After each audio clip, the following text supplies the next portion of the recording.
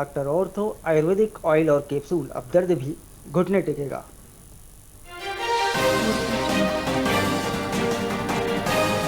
छत्तीसगढ़ में साय कैबिनेट की अंतिम बैठक आज। धर्मांतरण बिल, स्वास्थ्य, शिक्षा और कर्मचारियों के मुद्दों पर फैसला। नए विकास और रोजगार के प्रस्ताव चर्चा।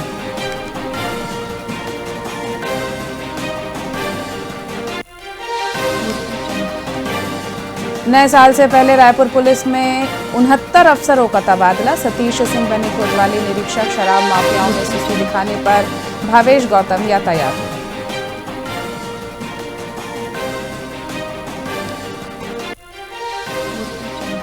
छत्तीसगढ़ में 2,800 करोड़ का शराब घोटाला। ईडी ने सप्लीमेंट्री चार्जशीट दाखिल की। चैतन्य बघेल, लखमा और टुटेजा सहित 81 आरोपी शामिल।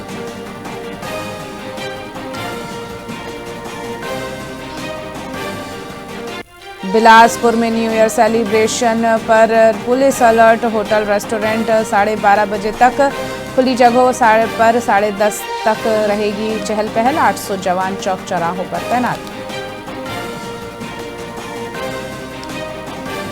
विजय हजारे ट्रॉफी चौथे राउंड का मुकाबला आज। पंत ने टॉस जीतकर बॉलिंग चुनी। वैभव सूर्यवंशी और ईशान किशन बाहर।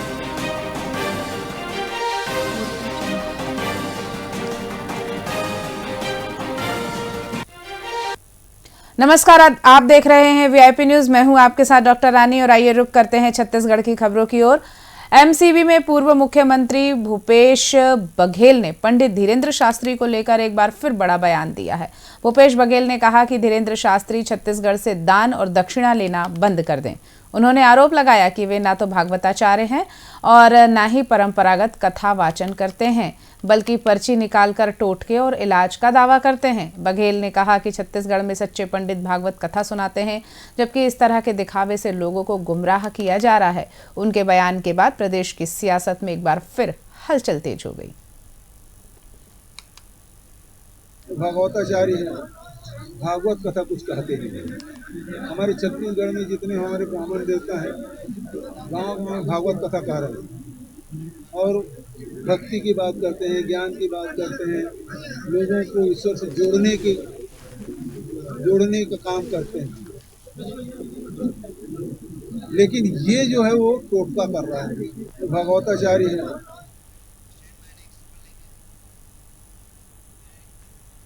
राजधानी रायपुर के टिकरापारा स्थित सिद्धार्थ चौक से संतोषी नगर ओवरब्रिज तक पुराने धमतरी मार्ग के संभावित चौड़ीकरण को लेकर स्थानीय नागरिकों और दुकानदारों में आक्रोश है। लोगों का आरोप है कि प्रशासनिक अमले द्वारा दुकानों और मकानों पर की गई मार्किंग से उनका भविष्य अंधकारमय हो गया है। प्रभावितों का कहना है कि सड़क चौड़ीकरण से उनके घर और व्यवसाय उजड़ सकते हैं। वहीं महापौर ने साफ किया कि फिलहाल इस मार्ग के चौड़ीकरण को लेकर कोई अंतिम योजना या निर्णय नहीं हुआ है। नेता प्रतिपक्ष ने भी रहवासियों की पीड़ा सामने आने की बात कहते हुए मुद्दे पर पार्टी का रुख स्पष्ट करने का भरोसा दिलाया। देखिए, अभी हम संतोषी नगर चौक के पास है और जिस रोड के बाजू में हम खड़े हैं वो रोड जो है चौड़ीकरण किया जाएगा।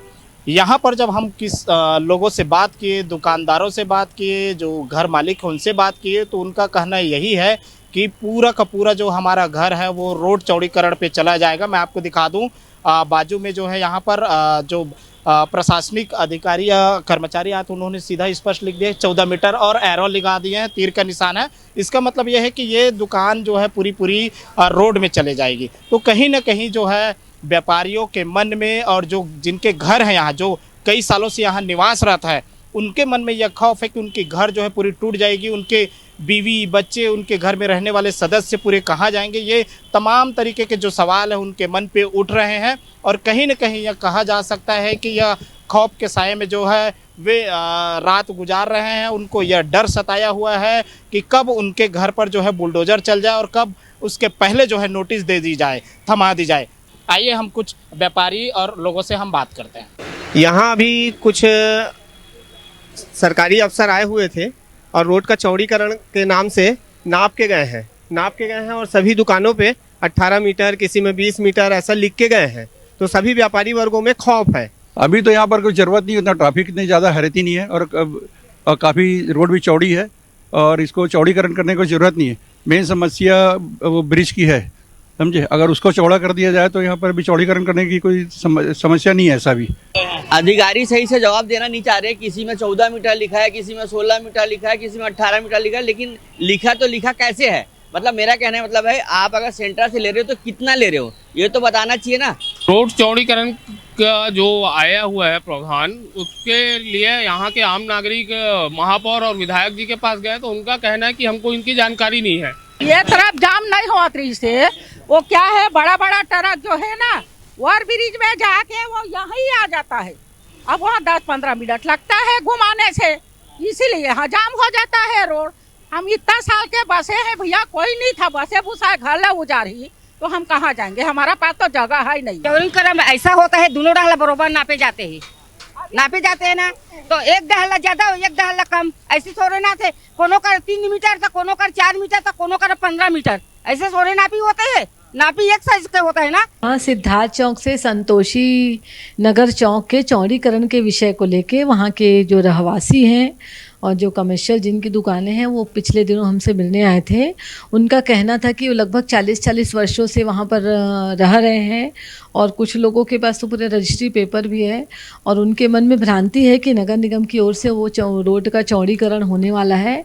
मगर हमने उनको जानकारी दी कि नगर निगम की ओर से ऐसे अभी कोई भी प्रस्ताव बनाकर शासन को नहीं भेजा गया है चौड़ीकरण का, और जब भविष्य में कुछ भी ऐसा करना होगा तो बाकायदा हम उनको बुलाकर उनसे बातें करके और आपस में सहमति बनाकर फिर हम इस विषय में आगे बढ़ेंगे। फिलहाल वर्तमान में वो चौड़ीकरण का कोई प्रोजेक्ट नगर निगम के पास नहीं है।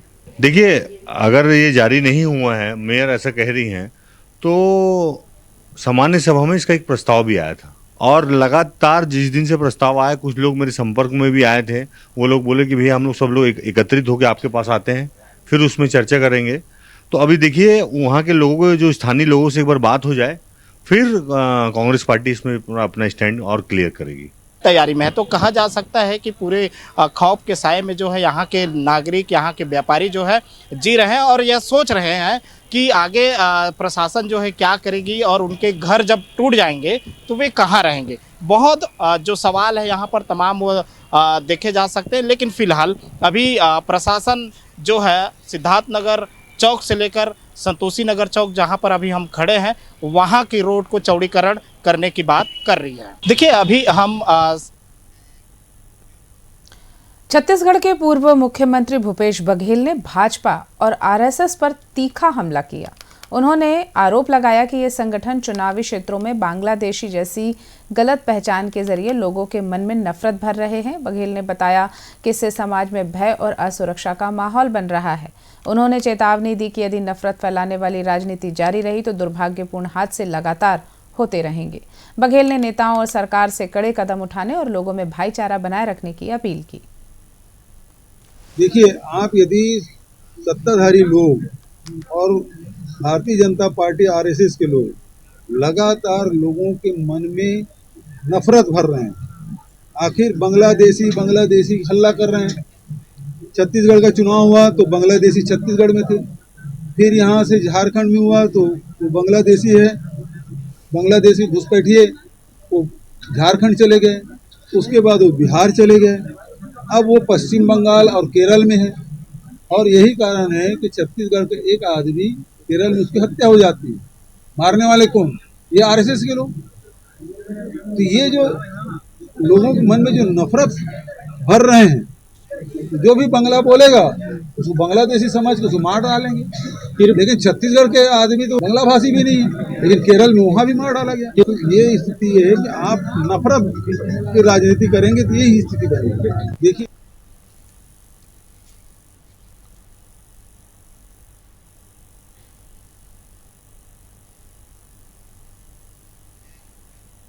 खबरों में फिलहाल इतना ही। आप देखते रहिए वीआईपी न्यूज़। नमस्कार।